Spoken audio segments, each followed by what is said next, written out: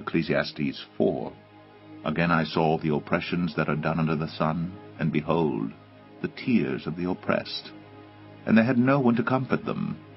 On the side of their oppressors there was power, and there was no one to comfort them. And I thought the dead who are already dead more fortunate than the living who are still alive. But better than both is he who has not yet been, and has not seen the evil deeds that are done under the sun. Then I saw that all toil and all skill in work come from a man's envy of his neighbor. This also is vanity, and a striving after wind. The fool folds his hands and eats his own flesh. Better is a handful of quietness than 2 hands full of toil and a striving after wind. Again I saw vanity under the sun, one person who has no other, either son or brother, yet there is no end to all his toil, and his eyes are never satisfied with riches, so that he never asks, "For whom am I toiling and depriving myself of pleasure?" This also is vanity, and an unhappy business. 2 are better than 1, because they have a good reward for their toil. For if they fall, one will lift up his fellow, but woe to him who is alone when he falls, and has not another to lift him up. Again, if 2 lie together, they keep warm. But how can one keep warm alone? And though a man might prevail against one who is alone, 2 will withstand him. A 3-fold cord is not quickly broken. Better was a poor and wise youth than an old and foolish king who no longer knew how to take advice. For he went from prison to the throne, though in his own kingdom he had been born poor. I saw all the living who move about under the sun, along with that youth who was to stand in the king's place. There was no end of all the people, all of whom he led. Yet those who come later will not rejoice in him.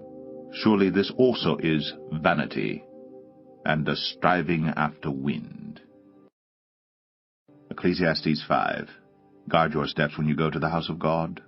To draw near to listen is better than to offer the sacrifice of fools, for they do not know that they are doing evil. Be not rash with your mouth, nor let your heart be hasty to utter a word before God. For God is in heaven, and you are on earth. Therefore let your words be few. For a dream comes with much business, and a fool's voice with many words. When you vow a vow to God, do not delay paying it, for he has no pleasure in fools. Pay what you vow. It is better that you should not vow than that you should vow and not pay. Let not your mouth lead you into sin, and do not say before the messenger that it was a mistake. Why should God be angry at your voice and destroy the work of your hands? For when dreams increase and words grow many, there is vanity. But God is the one you must fear. If you see in a province the oppression of the poor, and the violation of justice and righteousness, do not be amazed at the matter, for the high official is watched by a higher, and there are yet higher ones over them. But this is gain for a land, in every way. A king committed to cultivated fields.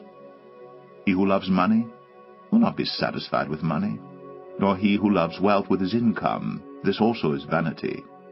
When goods increase, they increase who eat them, and what advantage has their owner but to see them with his eyes? Sweet is the sleep of a laborer, whether he eats little or much, but the full stomach of the rich will not let him sleep. There is a grievous evil that I have seen under the sun. Riches were kept by their owner to his hurt, and those riches were lost in a bad venture. And he is father of a son, but he has nothing in his hand. As he came from his mother's womb, he shall go again naked as he came, and shall take nothing for his toil that he may carry away in his hand. This also is a grievous evil. Just as he came, so shall he go. And what gain is there to him who toils for the wind? Moreover, all his days he eats in darkness, in much vexation and sickness and anger.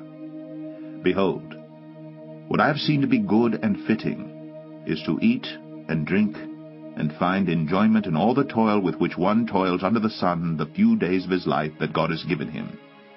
For this is his lot. Everyone also to whom God has given wealth and possession and power to enjoy them, and to accept his lot, and rejoice in his toil. This is the gift of God, for he will not much remember the days of his life, because God keeps him occupied with joy in his heart. Ecclesiastes 6.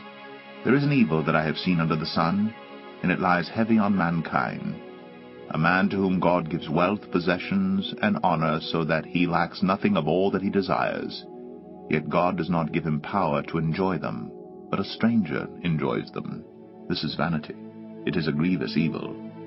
If a man fathers 100 children, and lives many years, so that the days of his years are many, but his soul is not satisfied with life's good things, and he also has no burial, I say that a stillborn child is better off than he.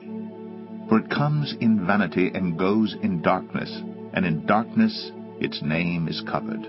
Moreover, it has not seen the sun or known anything, yet it finds rest rather than he. Even though he should live 1,000 years twice over, yet enjoy no good, do not all go to the one place? All the toil of man is for his mouth, yet his appetite is not satisfied.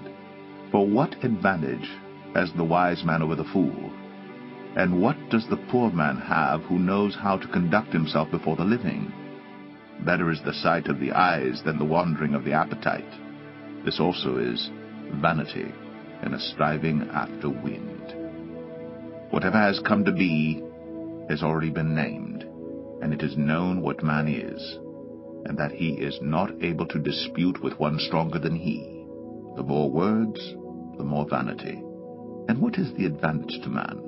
For who knows what is good for man while he lives the few days of his vain life, which he passes like a shadow? For who can tell man what will be after him under the sun?